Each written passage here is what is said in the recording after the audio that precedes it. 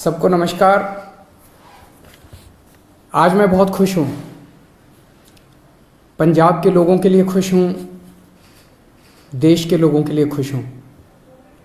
पंजाब के मुख्यमंत्री भगवंत मान जी ने आज बहुत शानदार ऐलान किया इस देश के गरीबों के लिए, पंजाब के गरीबों के लिए, और मैं समझता हूँ कि पूरे देश पे आने वाले समय में इसका असर पड़ेगा। भगवंत मान जी ने ऐलान किया है कि पंजाब में गरीबों का राशन उनके घर घर तक पहुंचाया जाएगा। Door step delivery of ration, घर घर राशन योजना। अभी आज़ादी के 75 साल बाद भी एक गरीब आदमी को अपना गेहूं चावल महीने का जो राशन होता है, जो सरकार देती है, वो राशन लेने के लिए लंबी लंबी लाइनों में लगना पड़ता है, छुट्टी लेनी पड़ती है, ढेरों तकलीफ़ें उठानी पड़ती है। आज ज़माना ये आ गया कि एक फ़ोन करो और फ़ोन के ऊपर ऑर्डर करो और पिज़्ज़ा आपके घर आ जाता है, सारा सामान आपके घर आ जाता है, लेकिन राशन लेने के लिए एक गरीब आदमी को लंबी लंबी लाइनों में लगना पड़ता है। तो घर घर राशन योजना के तहत लोगों का गेहूं या आटा या दाल जो भी है, चावल, वो अच्छी सी पैकिंग करके, बोरी में पैकिंग करके आपके घर का जितना भी बनता है वो आपके घर में सरकार हर महीने आपके घर में दे के आएगी। पंजाब के गरीबों को इससे बहुत फ़ायदा होगा। तो मैं पंजाब के लोगों को बहुत बहुत बधाई देता हूँ। मैं समझता हूँ ये जल्दी लागू होगा, आज ऐलान किया गया है। दिल्ली में पिछले 4 साल से हम लोग इस योजना को, door step delivery of ration की योजना को लागू करने के लिए बहुत संघर्ष कर रहे हैं। सब कुछ हो चुका था, हमने सारा काम कर लिया था। केंद्र की भाजपा सरकार ने इसको रोक दिया, इसे करने नहीं दिया। ये सही नहीं है।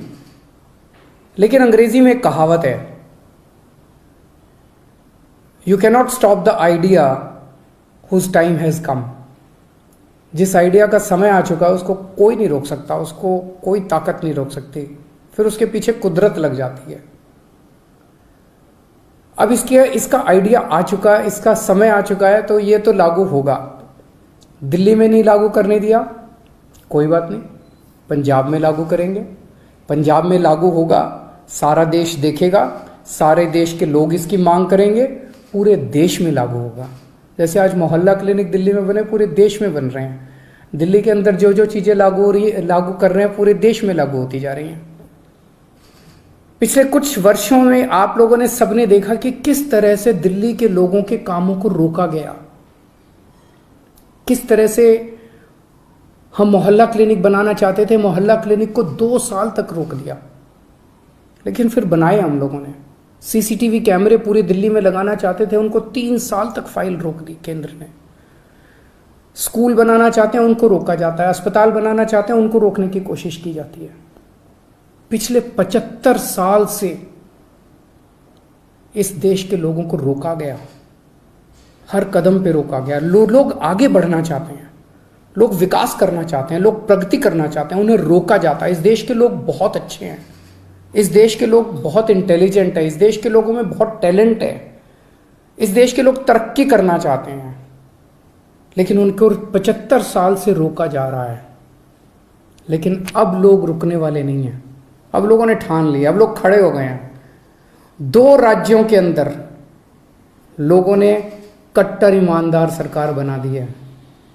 अब ये देश तरक्की करेगा, अब ये देश आगे बढ़ेगा। मैं उन सब लोगों को कहना चाहता हूँ, सभी ताकतों को कहना चाहता हूँ जो इस देश को रोकने की कोशिश कर रहे हैं, कि आप जो मर्जी कर लीजिए, अब ये देश रुकने वाला नहीं है। नमस्कार।